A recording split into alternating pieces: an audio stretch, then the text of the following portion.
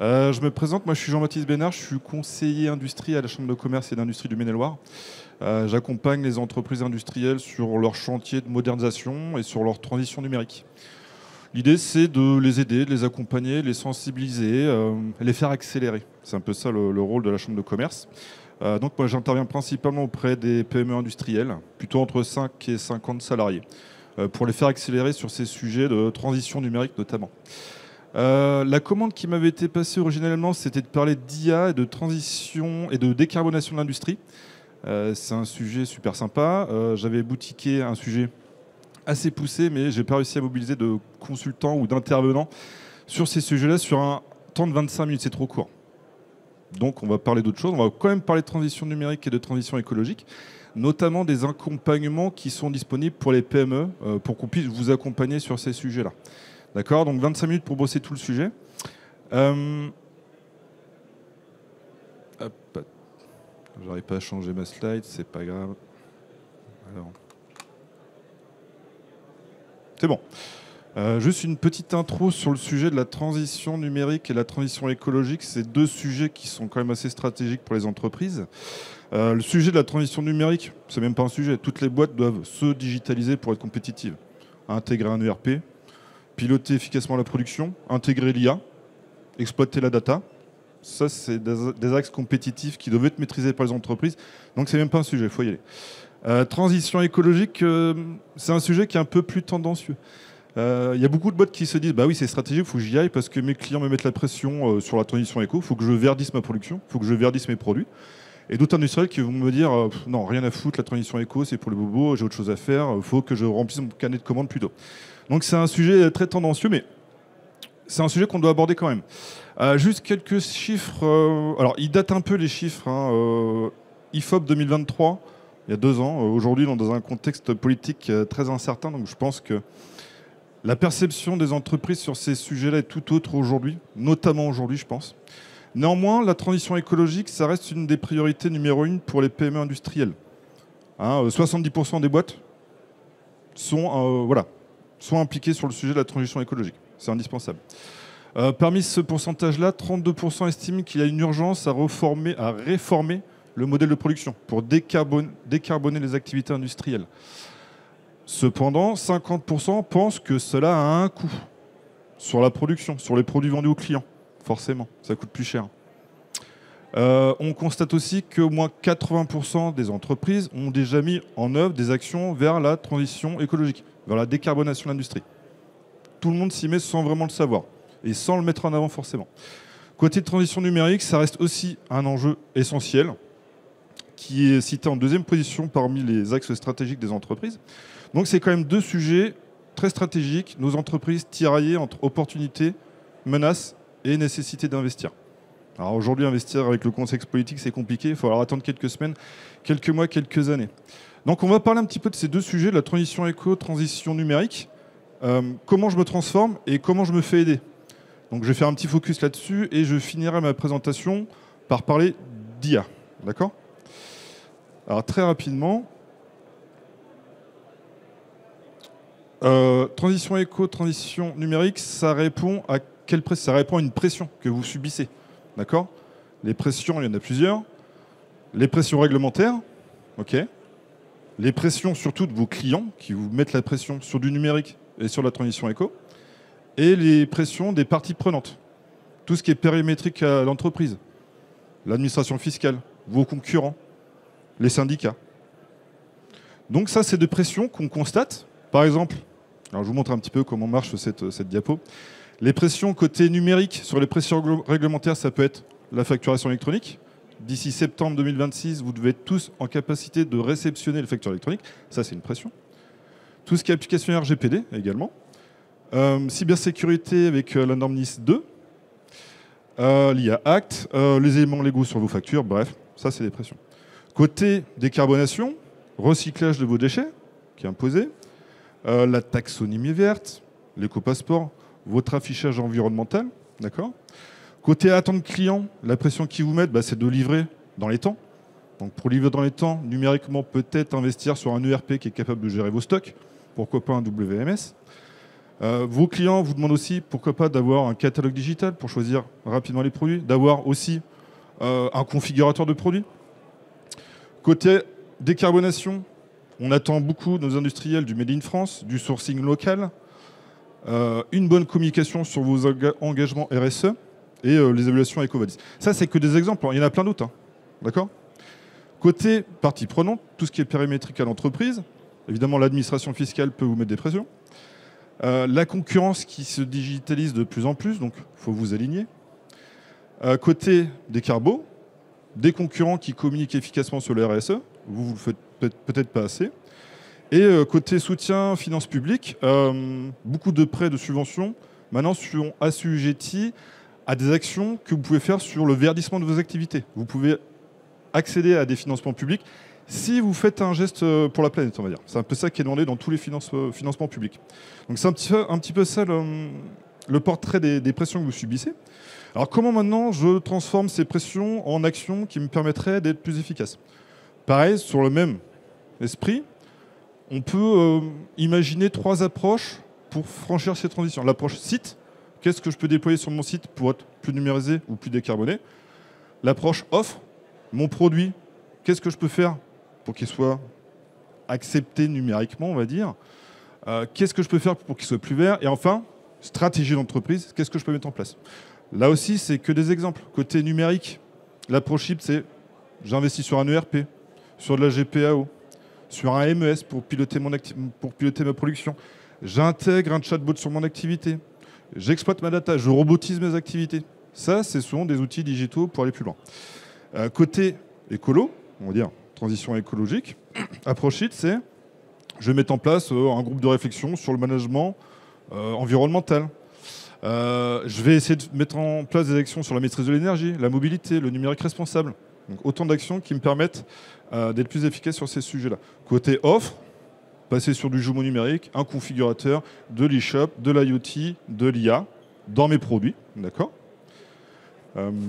Qu'est-ce que je peux dire encore ? Sur la stratégie, c'est un peu plus flou, mais passer du SaaS au on-premise ou l'inverse, sur la façon dont vous utilisez vos outils digitaux.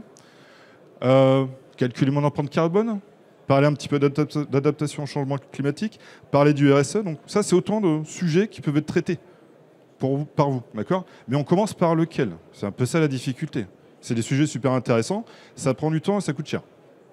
Donc l'idée, c'est, derrière ça, nous, CCI, on va vous accompagner, faire des diagnostics, voir un petit peu à l'instant T comment vous êtes staffé sur du numérique, quelles sont les démarches que vous avez entreprises sur la décarbonation. On va regarder un entretien qui va durer 2 heures, 3 heures, avec le dirigeant, avec les cadres de l'entreprise, pour parler de ces sujets de transition. D'accord ? Donc ça, c'est un accompagnement qui est tout nouveau, qui est piloté par la CCI Pays de la Loire, et qui est financé en partie par la région et le FEDER. D'accord ? Donc il y a un reste à charge pour vous qui est de 0. C'est gratuit. Enfin, il ne faut pas dire gratuit, il faut dire pris en charge. OK ? Donc l'idée, c'est de, à travers cet accompagnement, vous proposer un plan d'action. Quelque chose de tangible. C'est-à-dire que, tiens, effectivement, il faut que j'intègre un ERP. Comment je fais pour intégrer un ERP ? Et bien là, le conseiller CCI qui va vous accompagner va dire, allez sur un programme dynamique, ça fait partie des accompagnements qui existent pour accélérer votre transition. Donc l'idée, c'est vraiment de vous proposer un plan d'action qui va bien vous accompagner en vous tenant par la main. Donc l'idée, oui, voilà, c'est plusieurs rendez-vous individuels, un conseiller spécialisé. On fait du diagnostic, on établit une feuille de route, on fait des précos et on suit l'accompagnement. C'est-à-dire qu'on va vous mettre en contact avec des prestataires de services qui sont capables de déployer des briques techno chez vous. D'accord ?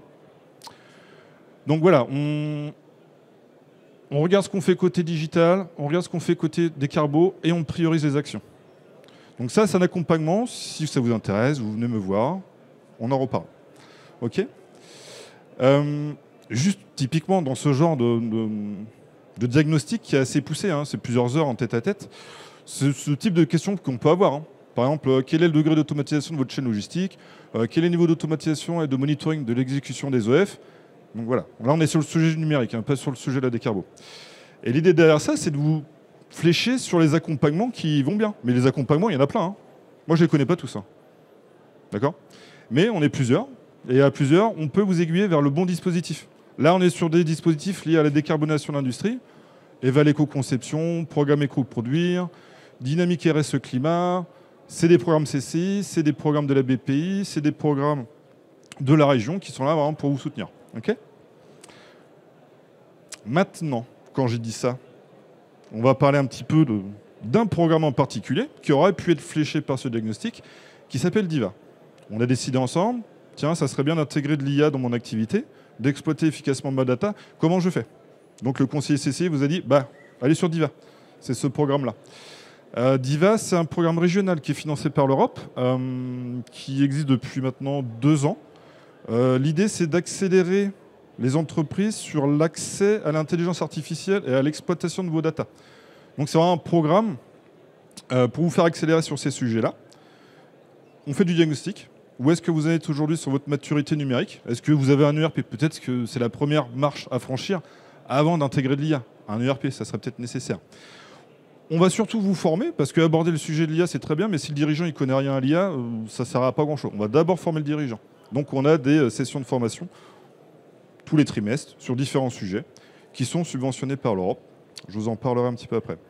Et enfin, on va peut-être déceler, il y a un sujet sur l'IA qui m'intéresse, et pourquoi pas d'intégrer un agent conversationnel sur mon SAV pour me délester, parce que je passe du temps sur les SAV, ça me saoule. Je vais mettre un chatbot.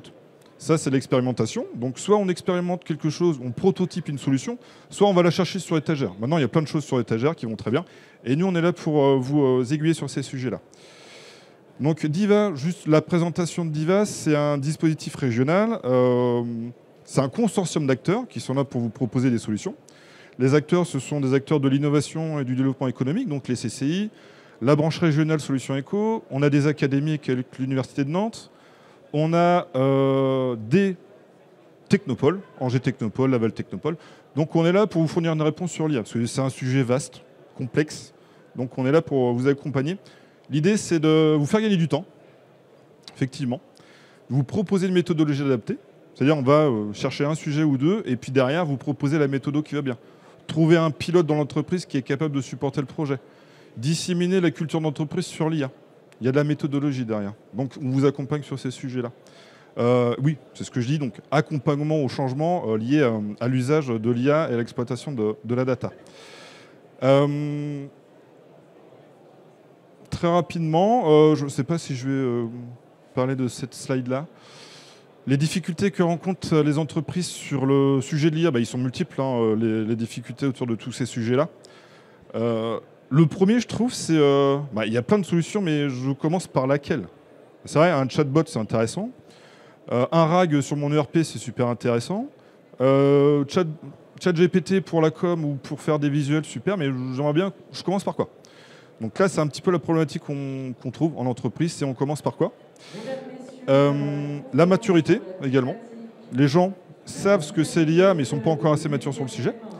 Manque d'adhésion de la part de tous les salariés de l'entreprise. On a différents, avec la pyramide des âges, on a les anciens qui ne sont pas sur les sujets, alors que les nouveaux, les jeunes, utilisent ChatGPT depuis longtemps, ou BE, la méthode, voilà. Le frein écologique, le manque de compétences et de méthodes, et les financements. Ça peut coûter cher si on prototype des solutions, mais aujourd'hui, il y a tellement de solutions sur l'étagère que finalement, la techno, elle est assez accessible. Okay. Le programme DIVA, c'est à la carte. On fait ce que vous souhaitez faire. D'accord? Il y a des choses qui sont prises en charge à 100%, donc ça ne vous coûte rien, reste 0 à charge. Donc c'est quoi? C'est de la sensibilisation, donc des ateliers un petit peu comme ce qu'on fait maintenant, là, où on parle d'IA, des conférences sur des sujets techno pointus, notamment. Et ce qui est intéressant, c'est pareil, c'est faire du diagnostic, c'est de savoir où est-ce que vous en êtes aujourd'hui. Donc le diag, c'est pareil, c'est 70 questions autour de l'IA dans l'entreprise. Et à partir de là, on va dire, tiens, effectivement, il y a un sujet d'intérêt stratégique pour vous, c'est de déployer cette brique-là. Là, vous êtes en retard sur ce sujet-là, ça serait bien d'y travailler avant d'intégrer l'IA. Donc le diagnostic sert à prioriser les actions. Donc, diagnostic pris en charge à 100%, l'idée c'est d'avoir un plan d'action derrière et d'engager votre transformation avec l'IA. Ensuite, on va mettre en œuvre tout ça, d'accord? Prototyper une solution et se former. La formation, je vous dis, c'est hyper important. Former les salariés, former les cadres, former les dirigeants sur les sujets d'IA, savoir quel impact peut avoir l'IA sur mon activité. Donc les formations sont proposées, sont financées à 50% par l'Europe. C'est plutôt intéressant. Et in fine, c'est le prototypage de solutions et l'assistance à maîtrise d'ouvrage sur le déploiement de ces briques techno-là. OK? Vous pourrez m'interrompre si vous avez des questions. Je poursuis. Bon, ça, c'est les prises en charge du programme par l'Europe. Voilà, tout ce qui est orientation, sensibilisation, audit, 100% pris en charge. Assistance à maîtrise d'ouvrage, le POC, 50% pris en charge. Donc c'est intéressant, prototyper une solution d'IA, avec un reste à charge à 50%, peut-être y réfléchir. OK. L'IA en entreprise, on peut l'intégrer à tous les niveaux. Hein, je vous apprends rien. Performance et productivité, effectivement. Optimiser votre planification de fabrication avec des outils d'IA pour timer efficacement vos OF selon plusieurs paramètres, la disponibilité de vos machines, de vos opérateurs, de la matière première, des commandes clients qui se décalent. L'IA peut être performante aussi là-dessus. Réduire vos consommations. Consommation matière première ou fluide, gaz, électricité. Optimiser les stocks également. Ça, c'est des outils d'IA qui sont assez performants pour optimiser tout ça, et notamment les achats. Évidemment, on parle depuis longtemps de la maintenance. Maintenance prédictive, notamment avec l'IA. Donc détecter les signaux précurseurs d'une panne machine avec l'IA. Les signaux faibles, l'IA sait très bien les détecter et vous faire des recommandations derrière. Évidemment, c'est hyper important, marketing et vente. Selon la saisonnalité de vos produits, selon les modes de consommation de vos clients, selon la période de l'année, l'IA est capable de vous prédire des ventes. Ça, c'est intéressant, il faut réfléchir. L'outil, il faut le formater à vos besoins. Voilà, je ne vais pas aller beaucoup plus loin sur tout ce qu'on peut déployer en entreprise. Il y a plein d'exemples, évidemment. Juste quelques chiffres sur le programme d'IVA. Est-ce que c'est bien pertinent d'en parler?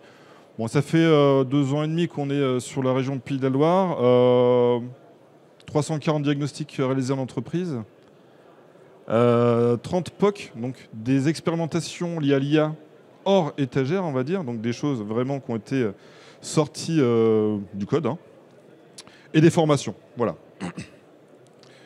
Typiquement, quand on est sur du prototypage de solutions, on va dire que 31% des sujets qu'on a proposés et réalisés, c'est sur de l'assistant virtuel, donc du chatbot.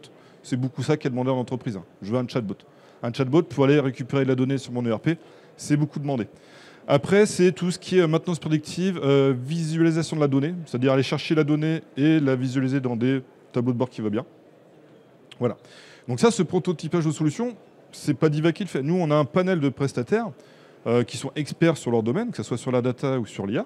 Ils sont là, hein, ce sont ces gens-là qu'on sollicite. On leur dit, tiens, j'ai telle entreprise qui a un besoin, est-ce que tu es capable de lui faire une proposition technique et financière sur ce sujet-là? Donc, Cross-Data, Angers, Valoriade, Capacité, EFIDIC. C'est des gens de la région qui sont capables de vous accompagner, déployer ces sujets-là. Voilà, on les retrouve ici, ils ont tous leurs compétences, tout ce qui est machine learning, deep learning, prédiction, reconnaissance d'objets, voilà. Je parlais des formations tout à l'heure qui me paraissent indispensables pour aborder le sujet de l'IA correctement. Alors, il y en a plein hein, qui sont proposés. Par exemple, ça peut être l'IA pour l'entreprise. C'est vraiment 2 journées dédiées à l'IA pour les chefs d'entreprise qui souhaitent en savoir plus. C'est quoi l'IA? À quoi ça sert? Comment je le déploie en entreprise? Quels sont les impacts sur mon organisation? 2 jours par personne avec un reste à charge de 500 € à peu près. Donc on est sur des prix assez planchers pour ce genre de formation. Il y a d'autres formations, hein, optimiser la création de contenu avec l'IA évidemment, hein, pour poster sur les réseaux sociaux, que ce soit Instagram, LinkedIn, sur X, sur Facebook. Vous allez automatiser vos campagnes de communication avec l'IA. Donc ça, on peut vous aider.